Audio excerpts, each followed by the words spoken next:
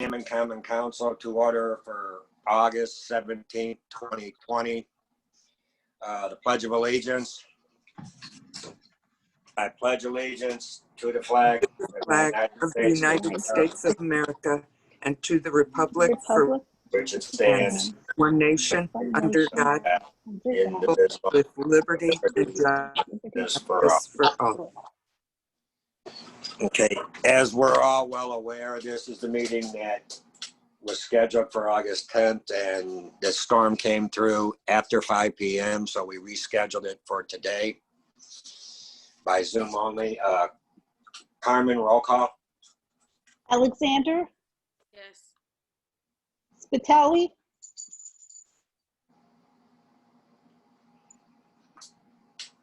Vanez, Here, Kelwinski, yes. Torres, Yes, I'm on. Tyler, Yes. Okay, hold on a minute. Emerson, Here. Bracos, Here. Warple. Here. I show 7 present, 2 absent. Is that what you had, Carmen? Yes, Okay, Spitali and Kelwinski. correct. Item number 3, the reading of minutes. Does some Mr. President, Council- President, Councilman, I Councilwoman, I have Councilman Spitali on the phone. He's having difficulty connecting. okay. I just thought I'd let you know. Do we count that as him present then, correct?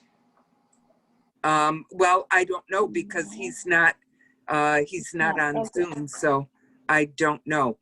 Okay.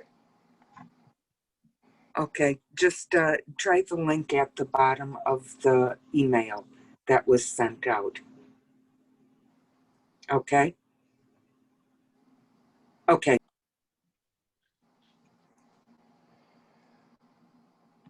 Okay, since Councilman I'm sorry. Spitali, since Okay. Councilman Spitali usually does the minutes, does someone want to make a motion for the reading of the minutes?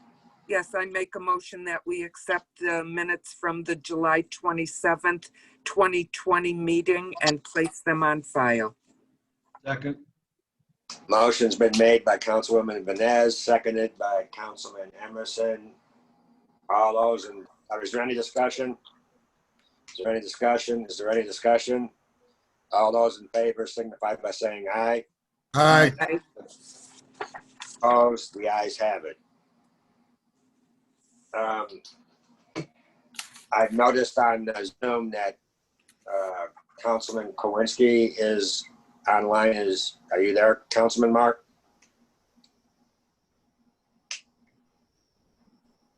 Yes, I am.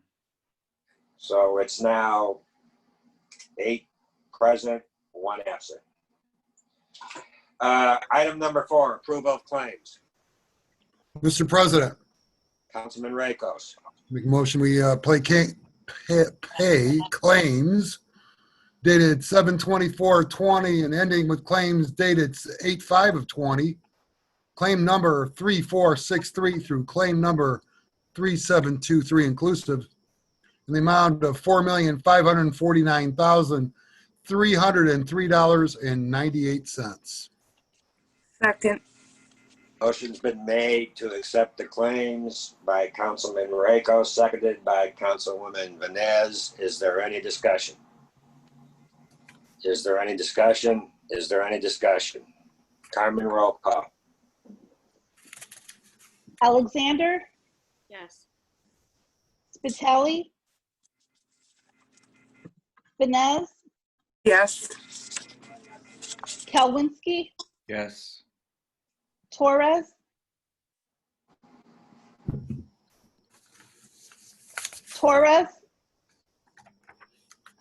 Tyler, Yes. Emerson, Yes. Bracos, Yes. Warple. Yes.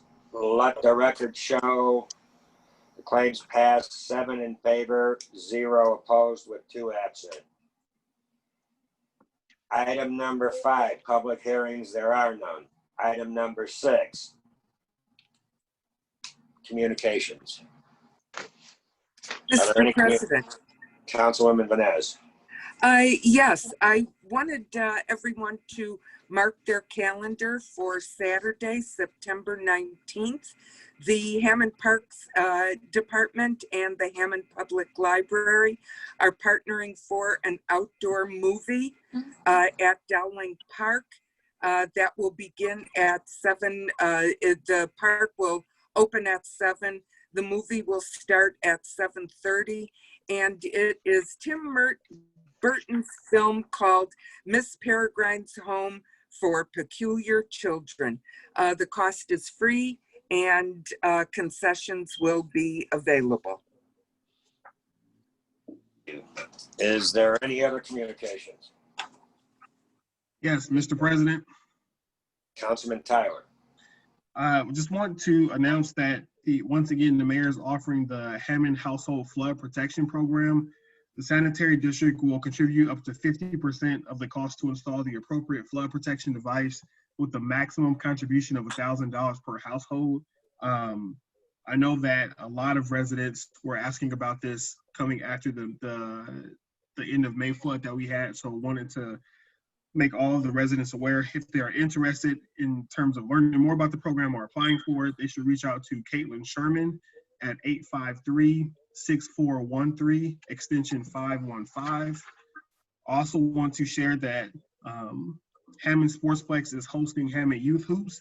Registration is open now and I believe ends on August 21st with practices starting the week of September 7th. The league fee is $110 per child, and that's for children, it looks like 5 to 15. Also, the Dowling Fishing Derby will take place on Saturday, August 29th from 8 a.m. to 11 a.m. at the Dowling Park Pond, which is next to the Genius Shepherd Community Center. There will be a raffle drawing for children ages 16 and under, of course, while supplies last. If you are interested in fishing, you can call 853-6378 for more information. And then lastly, at the Civic Center, Mayor Thomas McDermott Jr. and the Hammond Parks and Recreation are once again hosting the Autumn Colors Craft Show on Saturday, October 3rd from 10 a.m. until 4 p.m. If you're interested in being a vendor or crafter, you can reserve your spot for $45 before August 31st. For more information, call Selena at 853-7705. Thank you. Thank you, Councilman Tyler. Is there any other communications? Is there any other communications? Is there any other communications? Communications are closed. Committee reports. Yes, Mr. President. Councilwoman Vines. As everyone knows, since the lockdown in March, the Crime Watch groups have had difficulty getting together, not only for safety reasons, but also for lack of space to have our meetings. So we all got together, the leaders of the Crime Watch groups, and we decided that we're going to try and have some virtual meetings. We're looking to set up the first meeting on August 27th, which is a Thursday, beginning at 6 p.m. It will be on Facebook on the Hammond, Indiana Police Department Facebook page. We did one back in May and it was rather successful. So we're going to give it a whirl again. There are a couple of groups that are able to meet, however, and I wanted to let everyone know about that. The Whiting Robertsdale Crime Watch group has gotten the go-ahead from Calumet College, and they will be meeting on Thursday, September 10th at 6:30 p.m. at Calumet College. The seating will be on a first-come, first-served basis, so they will be able to observe the social distancing. Also, the South Holman Avenue Neighborhood Watch will have their meeting coming up on September 24th, which is a Thursday, beginning at 6:30 p.m. at Trinity Lutheran Church on the corner of 173rd and Homan.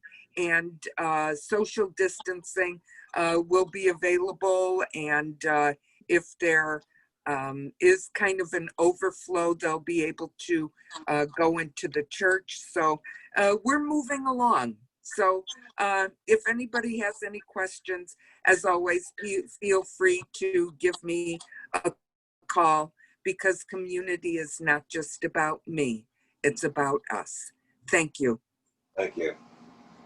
Are there any other committee reports? Are there any other committee reports? Committee reports are now closed.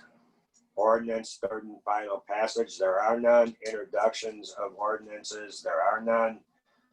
Resolutions, there are none. So number 11, new and unfinished business. I know it was asked by Councilman Tyler. Apparently Scott Miller, the school superintendent's here, and he wants to give an update on what's going on with the school. So on your new and unfinished business, Mr. Miller, are you there? I am. Good to see everyone. Hi. Doing well. Yes, Councilman Tyler had mentioned in a conversation about me being able to come on and update the council when appropriate on what things are happening. And certainly this is a big push for us as school starts in Hammond this Wednesday, the 19th. As you likely heard, School City Hammond will be starting the first semester or doing the first semester in a full-time e-learning environment. Let me explain what that is, because it is a little different for those of you who have school-age relatives or school-age children than what happened in the spring. In the spring, everything was pretty much a rush, just like most of you. We were very reactive, but we've had some time to plan and prepare for this. And so school will be like a traditional school day.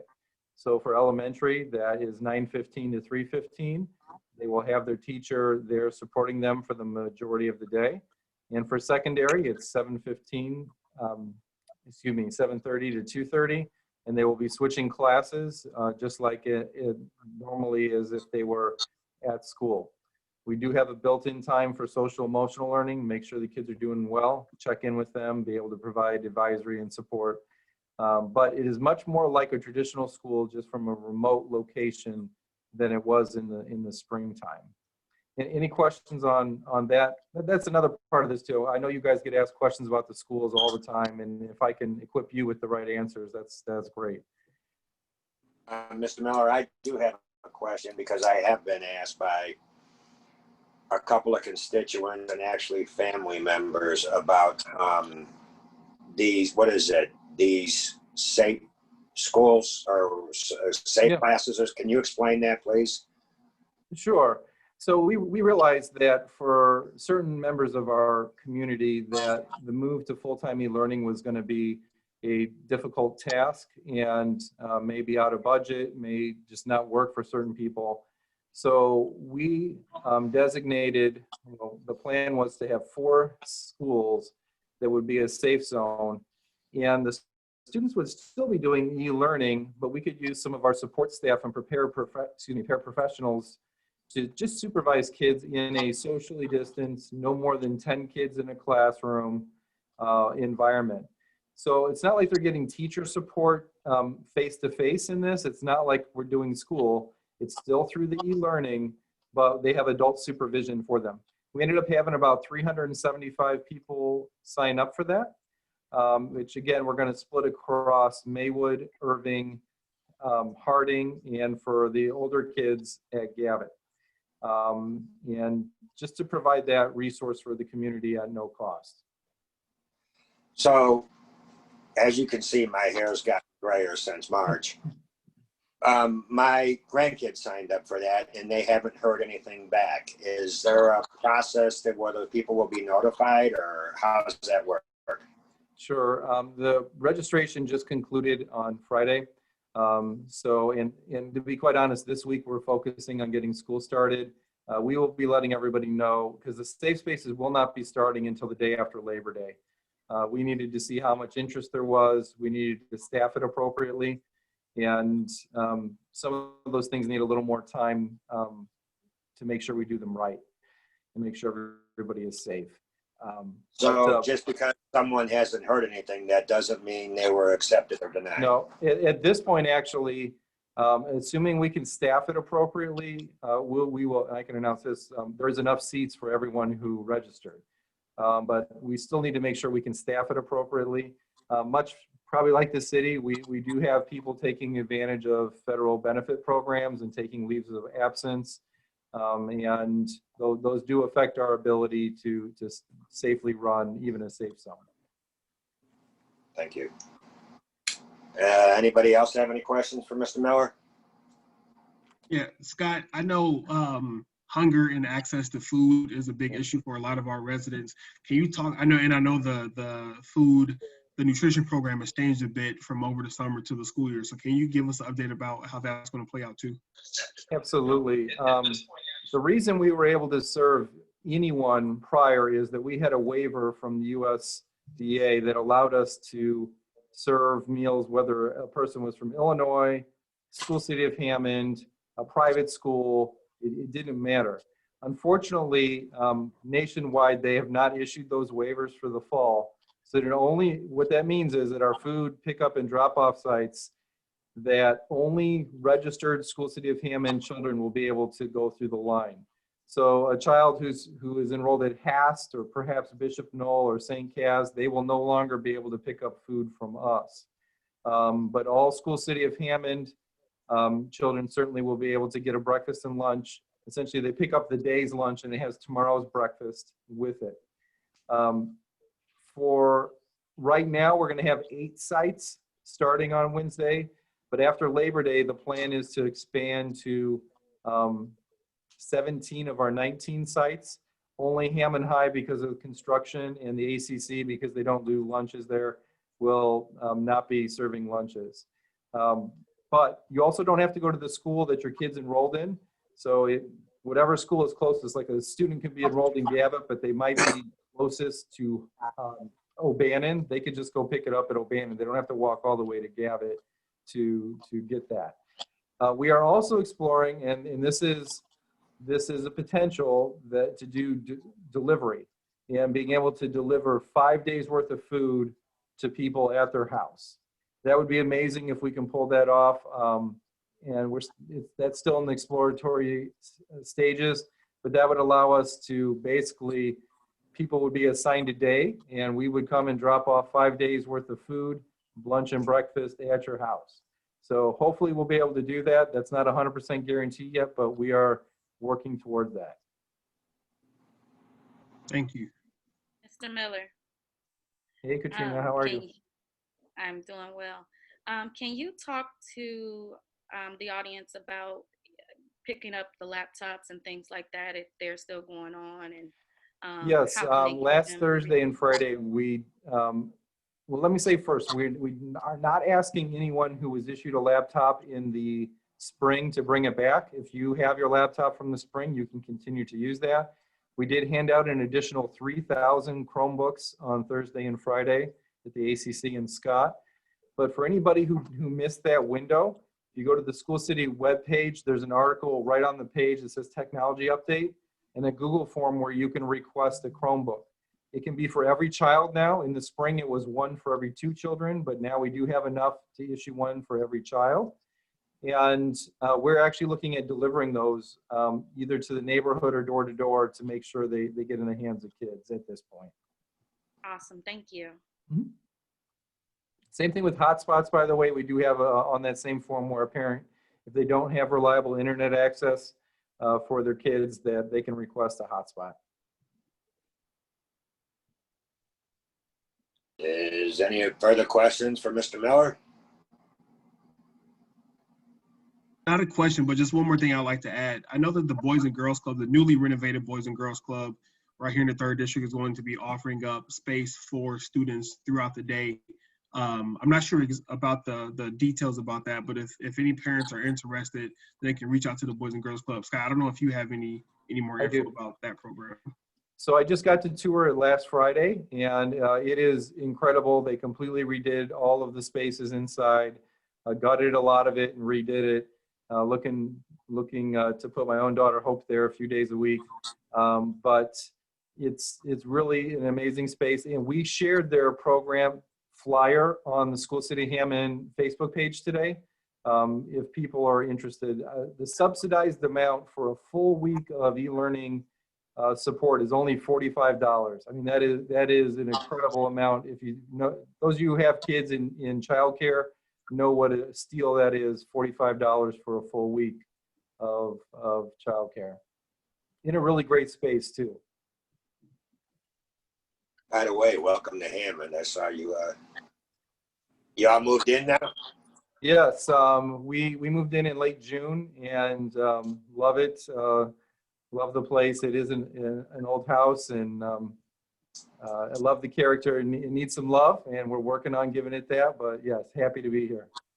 Kids are going to be at, both my young ones will be at Irving this year. You can give tours like they did of Graceland from the side. I'll try not to get kicked off that one. I would say, Mr. President. Are there any further Mr. questions President, for Mr. Miller? Mr. Miller. I would say that that's a. Mr. Miller, Councilman Torres. Mr. Miller, Yes, Councilman Torres. thank you. I finally got on. Been screaming at you. Is there anything going on with vacated Lafayette and Columbia School? Is there anything going Hello? on? So we do have some interest for the South Shore expansion people to take residence for 5 years in one of the vacated schools. I believe it's Lafayette. They are looking for a headquarters, and they like, Lafayette would be geographically a really good place for them.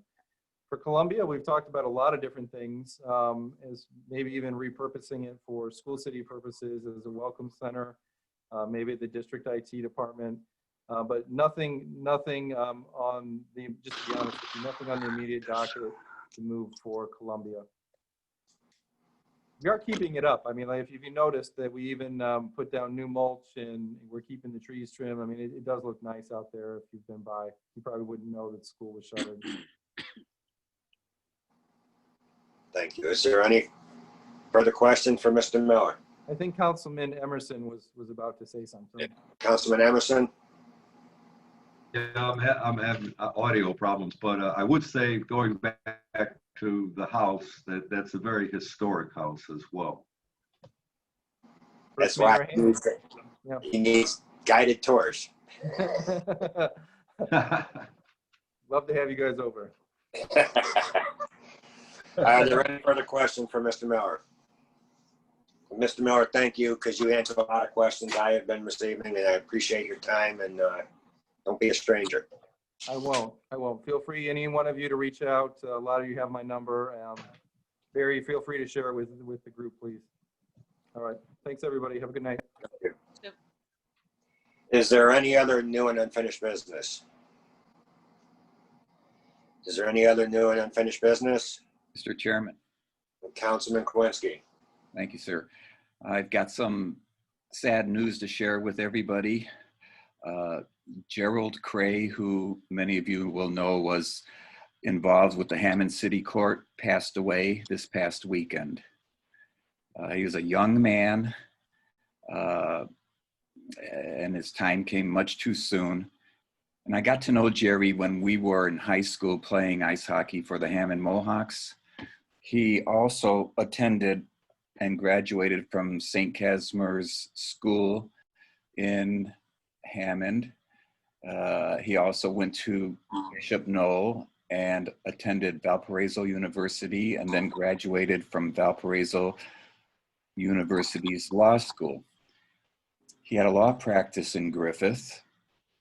He was appointed by the Indiana Supreme Court as Judge Pro Tem in the Hammond City Court upon the death of City Judge Jeffrey Harkin, who we also miss. Judge Harkin had appointed him special judge in the court while he dealt with his own health issues. And prior to that, Jerry was a referee in Judge Harkin's court handling criminal cases. Jerry had a zest for life. He was an avid sportsmen, loved to hunt and fish, and entertained conversation related to sports, politics, and the city of Hammond with much gusto. Condolences to his extended family, and Jerry will be missed by the North Hammond-Pulaski Park neighborhood, a very accomplished young man whose time had come much too soon. Thank you. Thank you, Councilman Kowinski. Is there any other new and unfinished business? Mr. President, Councilwoman Alexander. this update is only till August 12th, but in 46320, we had 12 new cases. In 46327, we had 7. In 46324, we had an additional 46. In 46323, we had 18, and in 46394, we had 11. So it takes us to about 94 new cases, and then I'll give a new update from the 12th to on Monday. Thank you. Is there any other new and unfinished business? Yes, Mr. President. Councilman Tyler. I just want to give an update on the 2020 US Census. There's about 44 days left to complete that. In Hammond, our average response rate is 62.1% for the entire city. We do have areas that are much lower than that though. So some areas are only at 45%, 46%. So there's going to be a bigger push. A mailer is going to be going out soon. I know the city council, we all have items to distribute across the city. Those are in council headquarters. So it's really important that residents complete the census. So if you haven't, you can go to 2020census.gov. You can also complete it by mail. You can also call and complete it over the phone too. There's a lot of money and resources tied to the completion of the census, so we're urging everyone to complete that. The other update that I have is that there's been talk in the Kenwood neighborhood, so the neighborhood around Kenwood Elementary, about safety issues concerning Cleveland Street and State Line and Kenwood Street and State Line. And so residents have come together and are hosting a community meeting on Thursday, August 27th at 5:30 p.m. to discuss a couple options in terms of either closing down those streets or changing them to one way, because we have a lot of residents, or we have a lot of cars speeding through, not minding the speed limit. And also just sometimes there'll be individuals kind of sitting in their cars and some illegal activity taking place. So the residents are coming together to figure out what we can do to kind of slow that down. So if you want to attend that meeting, it's going to take place once again on August 27th at 5:30 p.m. in Kenwood Elementary's parking lot. We'll be practicing social distancing. Masks are required. And if you have a chair, please bring that, because I don't think we're going to be able to provide chairs for everyone. Thank you. I have a question on the census for you. I saw, and I've also got a couple of calls. Are they going door to door now? They've started to, yes. And they're going to continue doing that in some of these like high priority areas across the city. They haven't been getting a great response rate. I think people are still concerned about COVID and opening up their doors, but they have been going door to door. And they're going to continue to do so over the next, like I said, 44 days. Now, I had gotten a couple of calls about someone walking around with a mask and a clipboard, and then I saw one on my street today. And was that the census more than likely? Yep, I believe so. Okay, thank you. Was that all you had on the new and unfinished? Yep, that's it. Does anybody else have any new and unfinished business? Does anyone else have any new and unfinished business? Just as a reminder, the council meeting, again, was supposed to be last Monday, 45 minutes before the meeting started. Half the council was without power, so there was a mix-up on the rescheduling. Wound up being tonight, and the regular meeting will take place next Monday, the 24th. So there's no confusion now. It's my understanding, and maybe Attorney Berger can let us know if he's on, that I plan on being in the council chambers unless we're allowed to do these meetings by Zoom in non-emergency situations. So is Attorney Berger on the line? Yes. Are we allowed to just do the complete meeting by Zoom, or do we still need to have the council chambers open and have at least someone there? I would think it'd be desirable to have someone there. I plan on being there. I was just, Okay. I know it's a lot easier to do them all by Zoom, but the public, the public guidance or whatever it is, kind of recommends that we do have it open to the public, correct? Right. Okay, thank you. So I know I'll at least be in the council chambers, and anybody that wants to come is welcome to come. Okay, so is there any other new and unfinished business? New and unfinished business is closed. Public expression. And I will ask the administrator, is anybody raising their hand to speak during public expression? Not that I see. Does anybody wish to speak under public expression? Does anybody wish to speak under public expression? Public expression is closed. I will entertain a motion to adjourn. So move. Second. Motion's been made by Councilwoman Venez, seconded by Councilman Tyler. All those in favor signify by saying aye. Aye. Aye. Opposed, the ayes have it. Good night, everyone. Good night. Have a good evening. You too. Aye.